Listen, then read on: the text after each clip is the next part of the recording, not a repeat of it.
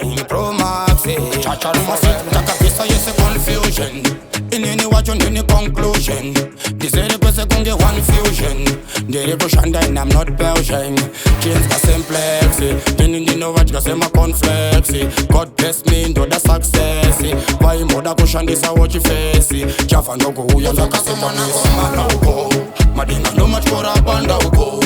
Bandi wona wachano wanda uko. Vaisa vachisasa uko. Kutoka kwa Mwanakomana uko. Madinga no machora banda uko. Bandi wona wachano wanda uko.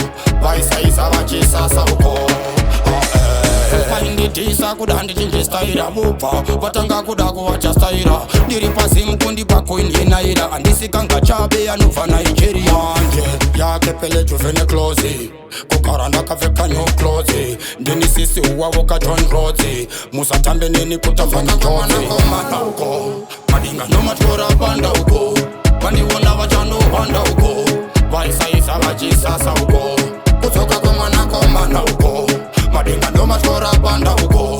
Bandi wona wachano wanda uko. Vaisa vachisasa uko. Takapisa yese confusion. Inini wacho nini conclusion. Disere kwese kunge one fusion. Ndere kushanda and I'm not Belgian.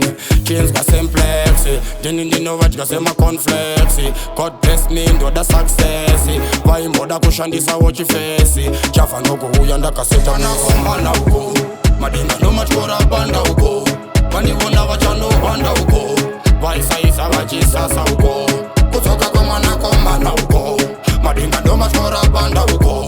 Bandi wona wachano wanda uko. Vaisa vachisasa uko. Inditisa kudandi chinji staira bupa. Vatanga kudaku wacha staira. Ndiri pasi mkundi pako indinaira. Andisikanga chabe anuva Nigeria. Yake pele juvene close.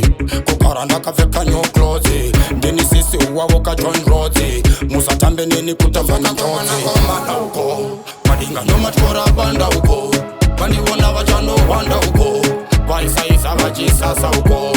Kutoka kwa Mwanakomana uko.